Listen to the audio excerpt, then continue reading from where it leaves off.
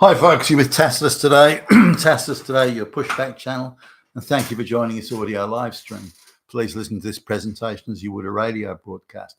In this essay, I'd like to talk about a subject that I've covered many times before, but there's a new study, or one that I just noticed a couple of days ago, that's come out about India, which says that by sort of world economic standards, over 90% of Indians live in poverty. Now, the World Bank and these various places that measure poverty change the definitions from poverty to extreme poverty to maximum poverty, and so it's a bit hard sometimes to follow all their changing definitions. For example, when they claim that people have been moved out of poverty, the great success of the globalization, it's lifted to the heavens, lifted hundreds of millions and billions of people out of poverty. That's mostly bullshit.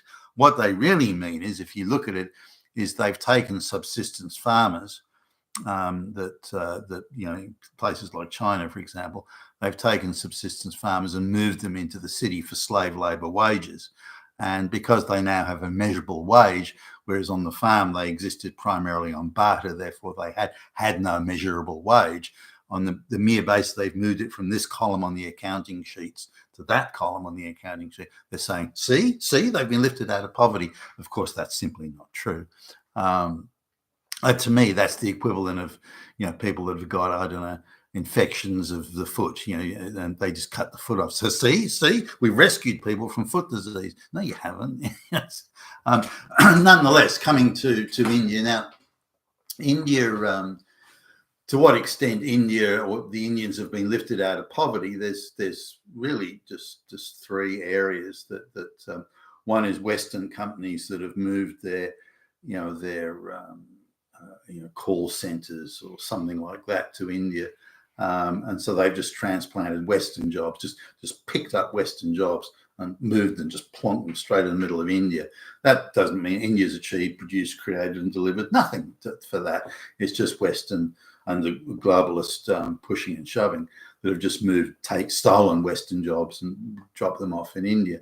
So there's a whole class of Indians that now work for that, including, say, other jobs like software development.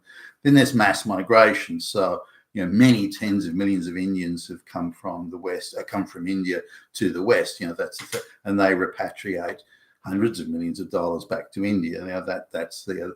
And the third thing is skilled migration visas all over the world. Now every year there's a few million Indians manage to scam their way into these skilled migration things, not only in the United States but in Australia and Britain, Canada and New Zealand, and it's always white countries they want to go to. So that's the pure, the total source of Indian wealth. India has no wealth outside of that. India is just a monstrous basket case, an economic basket case. Just to give you some idea, and this doesn't really get covered much in the media, but the religious riots and various ethnic group and caste conflicts that happen in India. They have these riots in various districts where, 200 or 300 people are killed at a time. And these are regular. It's not like there's one every 100 years. These things are regular. Almost every day these things are going on in India. But the international media rarely mentions it at all. But yet it's rampant all over India. Or there are certain areas that are particularly volatile, but nonetheless. So these, Manipur, I think there was one recently, there's 200 or 300 people getting killed there. And I mean, why would you want to bring those sort of problems to the West? Why would you want to bring those sort of people that are that volatile, that chip on shoulder, that ready, that are so ready to take offense? Why would you bring people? You wouldn't. I mean, no sane organization or country would. So anyway, so this report was commissioned on was delivered on the poverty levels of India. Now, again, we're looking at a population of, give or take, 1.5 billion with a B. So, 15 to 16% of the world's entire population, in fact, a bit more than that, lives in just this one country, India. And if you add then the subcontinent populations, adding things like Pakistan and Bangladesh and all that in there, then you're looking at over 2 billion people on the subcontinent, all of whom pretty much, other than the rich elites, all of whom want to come to the West, all of whom want to come to the West.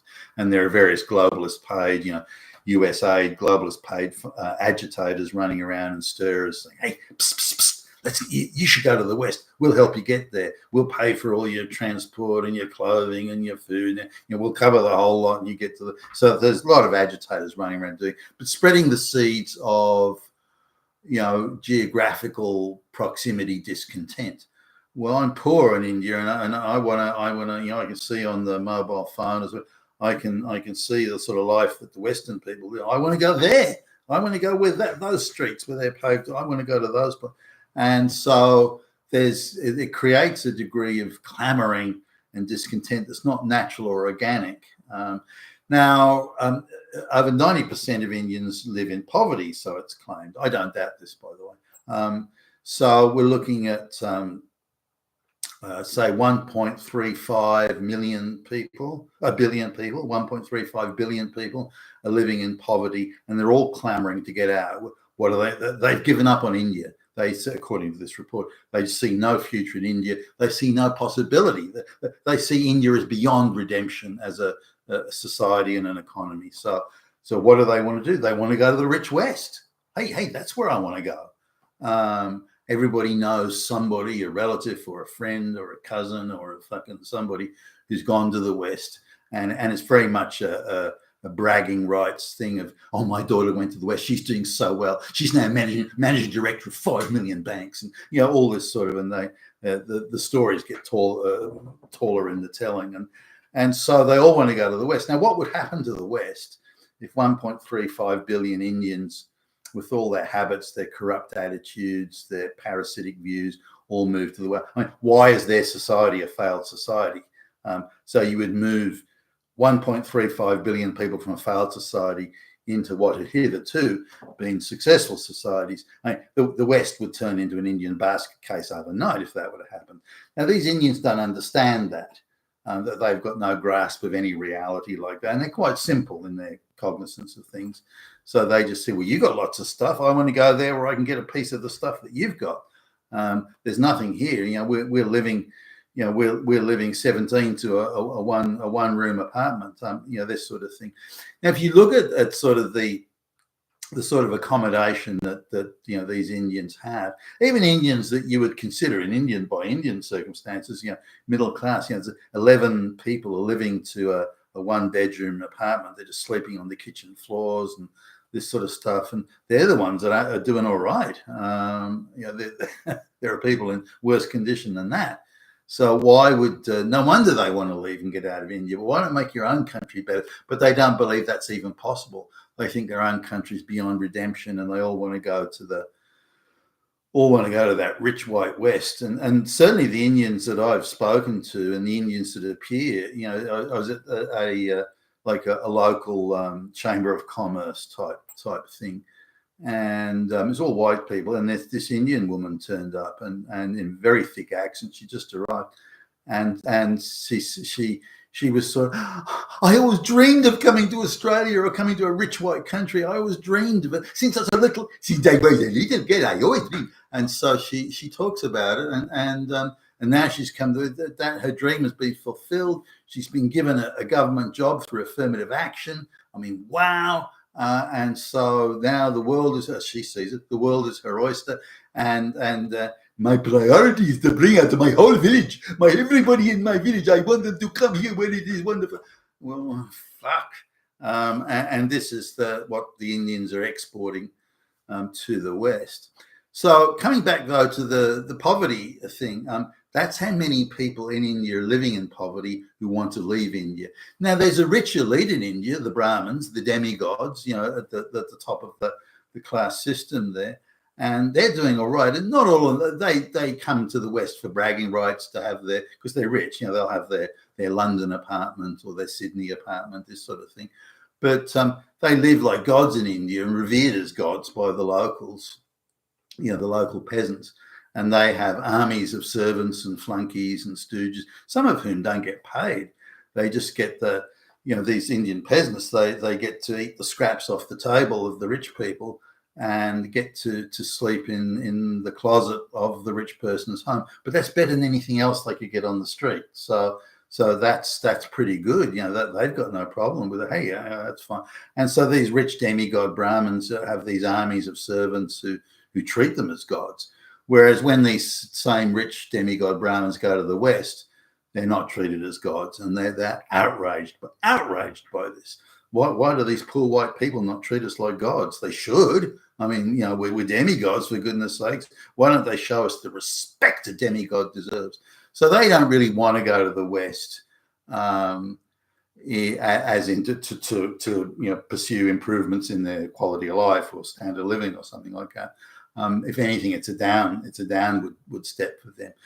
The richer Brahmins will happily buy up Western businesses, brand names, but again, it's only for bragging rights. They inevitably run it into the ground or fuck it up or don't go anywhere with it. So it's just a bragging rights gig for them.